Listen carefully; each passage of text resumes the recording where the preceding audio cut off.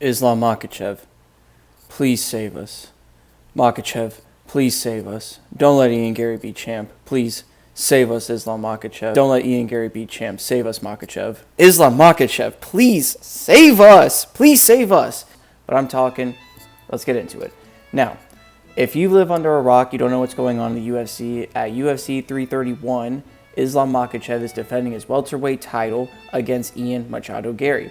And I, like most people that are fans of the UFC, nobody wants to see Ian Garry as champ, and I am one of them too. Ian Garry's been hated on forever. One of the most hated fighters in the UFC. I never was a really big fan. I have a lot of grievances with him now.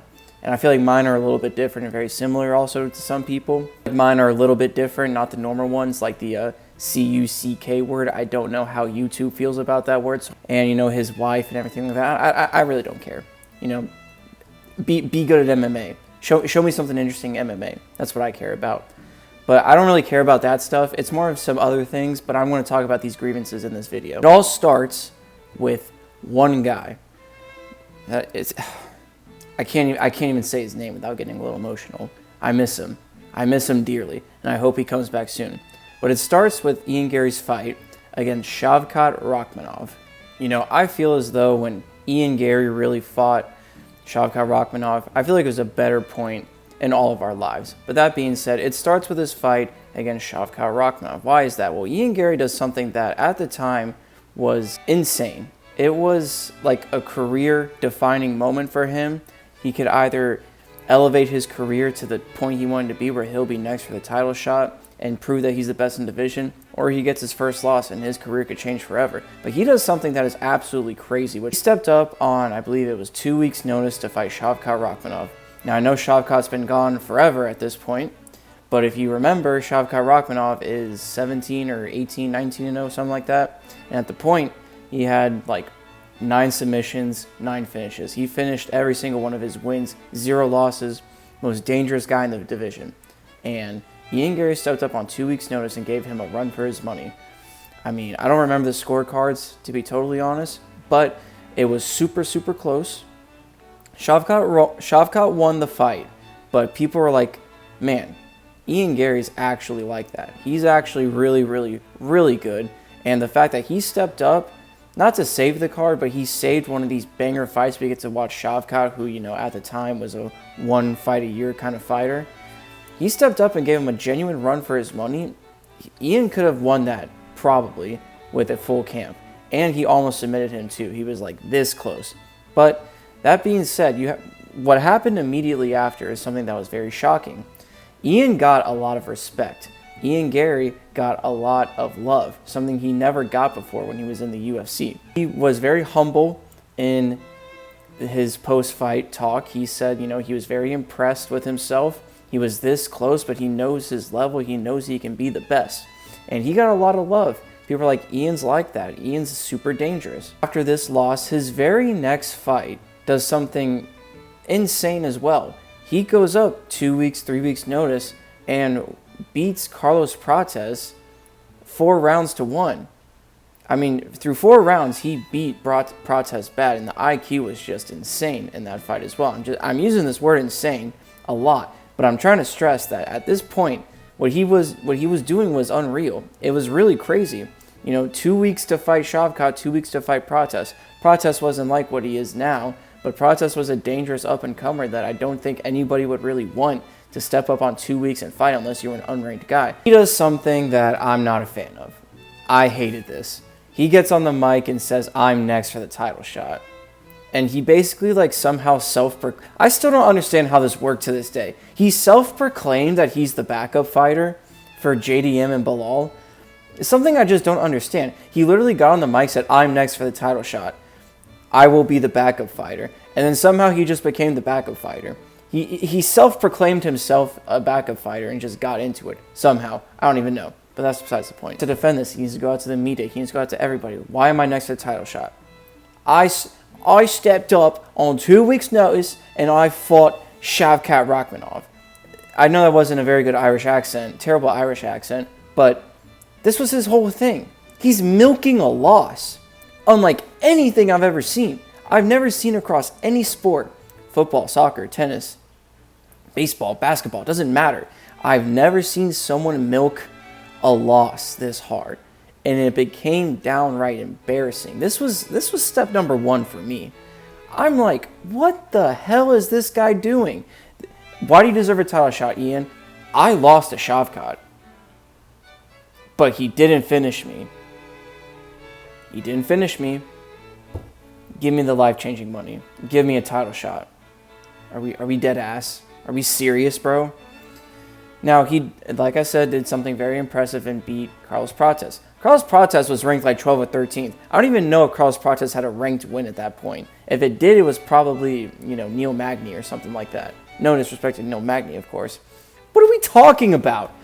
What are we talking about? How are you going to ask for a title shot and demand a title shot after being like the 12th ranked guy? This used to be an establishment.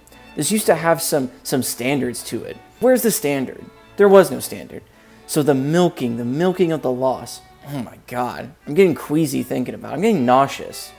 I feel hungover thinking about this. How disgusting it is, man. Damn it! I'm telling you, we have to get rid of the oblique kick. We have to get rid of the oblique kick because of this. Nomad is... I don't even know where he's at. I hope he's doing good, honestly. He's been through hell these last couple years. November of 2025, Ian Garry gets what he deserved, which was a number one contender spot, a number one contender fight, not a title shot. So basically, he gets to fight former champ Bilal Muhammad coming off his loss to JDM.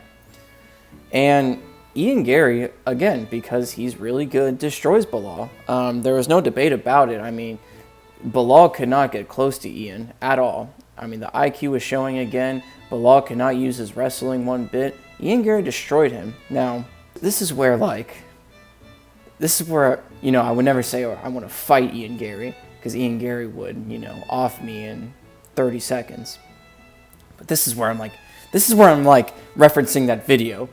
Islam Makhachev, please save us. Please save us. Because what does this guy do, okay, to then get the people behind his back? He needs to be next. He has to fight Makhachev. He gets in the post-fight, and he does something that, in my opinion, is deplorable. He does something that is disgusting.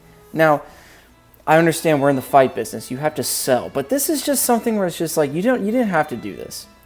This guy gets on the mic and says, again, milking his Shavkat loss a year later, and says, Shavkat's gone because of me. I made Shavkat retire. Shavkat is not fighting because of me. God, bro. My God. Who signed this guy? Who let this guy into? I know he's great. Why did we let this guy in here? Who let him? Who was like, yeah, let's just sign this guy. I don't care that he was a Cage Wars champ. Who let this guy in here? Fire him. It's probably Hunter Campbell. Everything that goes wrong is probably because of Hunter Campbell. It's disgusting, in my opinion. That is something where it doesn't matter if it's football, basketball, soccer, boxing, UFC, or not UFC, MMA. Like, why are we bragging about medically changing someone's life forever or potentially retiring them? And here's the thing. He didn't even win the fight! He didn't even win the fight. Who won the fight? It wasn't Ian Garry. It was Shavkat. Shavkat won that fight. And Ian Garry's saying he's not fighting because of me. And Ian Garry lost the fight. Like, what a slimy little weasel rat. Okay, that's rat behavior. That's just bad human behavior. And you can tell he meant it because that's just the kind of person he is. I don't feel like this is a character. He's just genuinely like this. He genuinely believes that. It's just weird. It's disgusting. I could never ever get behind Ian Garry for bragging about changing someone's life forever. Shavkat stuff I was done with. And then, this is the same day. This guy cannot just win a fight and let the fighting do the talking. He has to get his gums flapping, right? So it then goes to Ian Garry and Khamzat Chimaev. Khamzat Chimaev was cornering Arman Tsarukyan in his fight against Dan Hooker. And here comes Ian Garry, the little slimy politician. I was thinking about what can I say in this video to describe this point specifically. This guy is a literal, like, slimy politician rat, basically. If you don't remember what happened, post-fight, event's done, in the back rooms, right? You know, Ian congratulates Arman, and he's talking to Hamzat, and he's trying to play it up for the crowd. Look at him. You can see on the screenshot, there's nothing but bullshit coming out of this guy's mouth. You can see what the moment I stopped this video, I don't believe a word this guy says. So, you know, he's hyping himself up to the media to be just this amazing guy. So he's saying, I saw Hamzat. When are you coming back, champ? I can't do an Irish accent, I'm sorry. When are you coming back, champ? Hamzat, oh, I don't know, soon. Great to see you. And then all of a sudden, in Ian Garry's words, he becomes this big brute that, you know, I have to fight. I'm stupid, I have to fight Ian Garry right now. And here's the thing, it actually worked. It worked on some of you fans, it worked. You fell right into the sorry, English is not my first language. This slitherly, I'm going to give up. You fell into the trap. And people were like, yeah, what is Hamzat doing? Hamzat is dumb and just wants to fight. Hamzat's weird. Ian's right. And you fell into the trap. But then literally like a week later, a second angle got released. And you didn't even need the second angle. If you watch the first angle, he literally smacks Hamzat hard as hell on the back, trying to little bro him, and then gets up in his face again. The security guard's in between, and he goes, he's not gonna do nothing. What are you gonna do? This guy's started a million fights for a lot less. He gets up in Hamzat's face and literally goes, he's not gonna do anything. What are you gonna do? This still image that I have right here. He gets on here, he tries to play this politician like, I need to be champ. I am champ-like. This guy's a non-champ talking to the champ at the time about, you're not acting like a champ, I'm like the champ. It's just slime. It's slimy behavior. It's politician behavior. Basically, it's kind of these three things that got my anger issues and my cortisol spiking over Ian Garry to go through the roof. I don't know if he's a character or not. I don't know if Ian Garry is playing the character of Ian Machado Garry and he's intentionally trying to make people hate him. If it is, my goodness, he did a successful job at that. Not just me, everyone hates him. He's like an odd character. He's an odd human, honestly. I've done a lot of hating, so let me end this on a solid note. I just spent a lot of time ragging on him. In my opinion, Ian Garry, skill for skill, pound for pound skill wise, including the champions, is one of the best in the UFC. I mean, I remember watching Ian Garry before I knew anything about the CUCK stuff and his wife and everything like that. Being like, this guy's a dog. Like, this guy's good. And I remember people just being pissed that he wins fights and that they hate him. The guy's skill for skill is amongst the best in my opinion. I mean, if you watch the striking, the IQ, the defense, the head movement, the speed, you know, the kicking, the grappling is so good. He has good wrestling, his jiu-jitsu is very good. The thing about it is, I would always say, me and my friend have always said this, people would watch Ian Garry 30-27 MVP like it was nothing. Nobody can touch MVP on the feet. And people watched the literal blueprint on how to beat him from Ian Garry and go, I'm not going to do that. So like I said, Ian Garry is one of the best. And I love Makhachev. He's one of my favorite fighters. I just don't want this guy to be champ. I don't like him. There's plenty of fighters that I don't like. I can make a long list. But there's something about this guy where it just feels so real. You know, we all know that Colby Covington plays a character. If you don't know, well, now you know. Colby Covington plays a character. I've met him once. Genuinely the nicest guy you'll ever meet. And if you ever listen to anybody else talk about Colby, meeting him in person, they'll all say the same thing. He's like the coolest guy ever. You know, a lot of characters, but we all can tell who's fake, who isn't. I can't tell if this guy's fake or not. I can't tell if he's, you know, not playing a character or if he is. But, I mean, if you look at what he's done in the UFC, you know, he has some good wins for sure. I mean, he has a win over MVP, Jeff Neal, Neil Magny, D-Rod, and then he beat Carlos Prates. But hold on, let's just be so real. Carlos Prates should have won that fight. I don't know how Carlos Prates did not win that fight. He 200 pumped it down to him like it was Fortnite. I've never seen a UFC fighter literally hit the Fortnite crawling away when your character's down. I've never seen a UFC fighter get downed before like that, crawling away. This guy was crawling away. I don't know how Pratos didn't win that. And the Bilal win, it's good. But, you know, as far as Ian Garry versus Islam Makhachev goes, it's very tough in my opinion. It's very tough because when you look at Ian Garry is 6'3", Islam Makhachev is 5'10". You know, even though Islam Makhachev is a big lightweight, very strong and built, I don't know if he's ever fought anyone that is his height or as tall as Ian Garry. I don't know.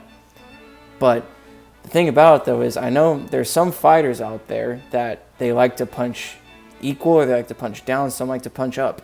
Islam Makhachev's used to punching up, or not.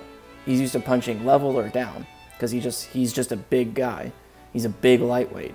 I don't know if he's ever fought someone of this size. I could be completely wrong. Maybe he has. But Ian Garry has the skill to win this fight. I don't know who's going to win this fight. I want to say that Islam Makhachev's going to win it just because he's, you know, one of the best of all time. But it's something very interesting. But, oh, and I'm wrong. I'm stupid. I just realized it's not UFC 331. It's UFC 330. See? L-ball knowledge. Don't even listen. Ian Garry's the best guy ever. Anyways, that's going to wrap it up for this video. I just wanted to talk a little bit about my issues with Ian Garry. I hope Makhachev wins. But, like I said, game recognizes game. I know Ian Garry's a baller. Very good. So, this fight's going to be insane. Anyways, that's the end of this video. If you like UFC or any other sports, I'll talk about a lot of sports, talk about a lot of things. If you like the video, give it a like the video. If you want to subscribe, hit that subscribe button. And yeah, like I said, English is not my first language. So I will see you all in the next video.